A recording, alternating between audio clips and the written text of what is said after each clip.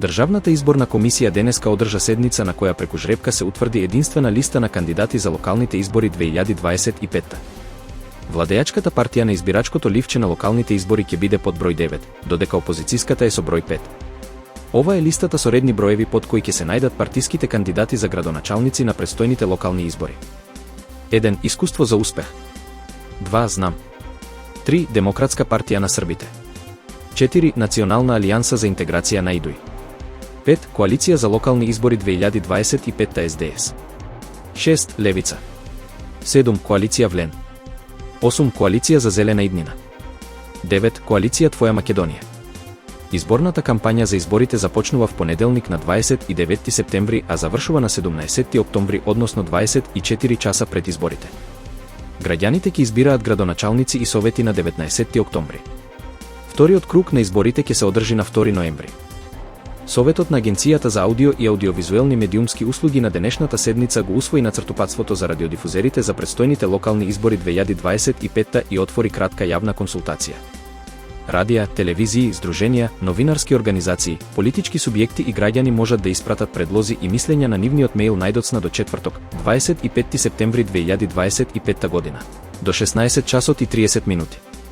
Документот е објавен на веб страницата и има за цел да обезбеди јасни правила за изборното информирање, еднаков и правичен пристап, одвојување на уредувачката содржина од платеното рекламирање, транспарентни услови за политичко рекламирање, почитување на изборниот молк и спречување говор на омраза и дезинформации. По завршувањето на консултациите, таа ќе ги разгледа забелешките и ќе го усогласи финалниот текст што ќе важи за време на кампањата.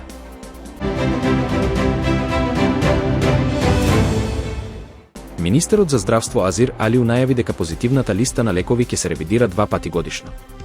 Како дел од оваа иницијатива, воведен е нов електронски модул кој ќе дигитализира и транспарентно ќе го следи целиот процес, со цел полесно поднесување на барања и јавно известување за статусите. Алиу, исто така, изјави дека во случај пациенти сами да купиле лекови кои чинат и по неколку илјади денари, тие средства ќе им бидат рефундирани, доколку се докаже дека лекот недостасувал во болницата. Министерот за надворешни работи Тимчо Муцунски вели дека Македонија треба да биде воздржана по прашањето за признавање на Палестина, да се одлучува внимателно, не поради емоции или импулсивни реакции, туку со земање предвид на националните интереси и меѓународното право. Македонската православна црква, Охридска архиепископија со радост ги повикува верниците да присуствуваат на осветувањето на новиот храм посветен на светите цареви Константин и Елена, лоциран во центарот на Скопје. Свечениот чин ќе го изврши архиепископот Охридски и македонски господин Стефан, во сослужение со архиереи од Македонската православна црква, Охридска архиепископија, на 28 септември 2025 година, со почеток во 8 часот и 30 минути. Овој значаен духовен настан представува уште една историска пресвртница за црковниот живот во главниот град и можност за заедничка молитва и радост. Јапонија е се поблиску до официјално признавање на палестинската држава, порача јапонскиот премиер Шигеру Ишиба, оценувајќи дека тоа е само прашање на време.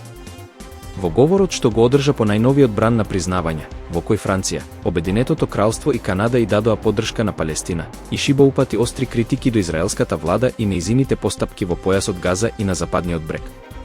Длабоко сум огорчен од изјавите на високи израелски представници кои ја отфрлаат идејата за изградба на палестинска држава. За нашата земја, прашањето не е дали ќе ја признаеме Палестина, туку кога, изјави тој. Ишиба нагласи дека Јапонија ќе биде принудена да преземе дополнителни мерки доколку израелските постапки продолжат да го попречуваат решението за две држави. Тој повика на коегзистенција, но и одговорност од палестинската страна, нагласувајќи дека Палестина мора да воспостави функционален и транспарентен систем на управување. Портпаролот на Креми, Дмитрий Песков, изјави дека Русија не може да се споредува со хартиен тигар, како што изјави американскиот председател Доналд Трамп, туку е повеќе како мечка, а хартиени мечки не постојат. Тој одговори на коментарот на Трамп дека руската економија е слаба и дека Русија, по повеќе од 3 години војна, не покажува сила.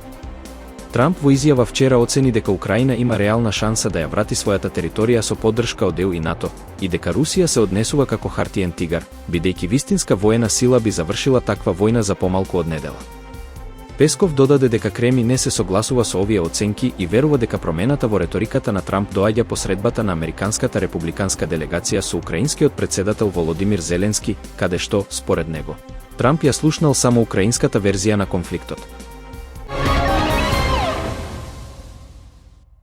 Младата инфлуенсерка Анастасија Анастасова, која живее во Хамбург, повторно ги освои срцата на македонската публика со нов есенски влог, снимен на волшебната фарма Хоф Бартелс во Германија, место каде што тиквите, природата и семејната атмосфера се спојуваат во вистинска сезона на магија.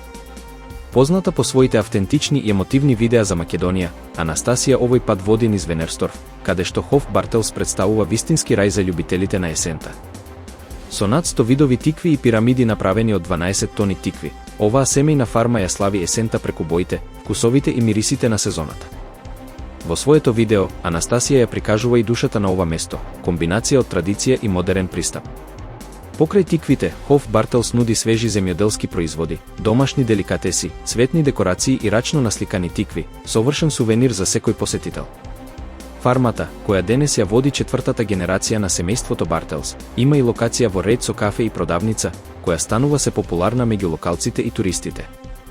Преку своите видеа, Анастасија не само што открива нови дестинации, туку потсетува на важноста од поврзување со природата и уживање во мали, сезонски радости. Со овој есенски влог, младата инфлуенсерка уште еднаш покажува дека инспирацијата може да се најде секаде, дури и меѓу тиквите на една германска фарма.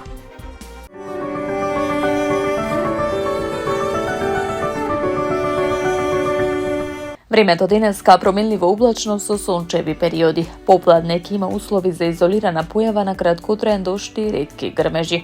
Ќе дува слаб до умерен ветер од јужен правец. Во Скопје променливо облачно време со сончеви периоди. Ќе дува слаб до умерен јужен ветер.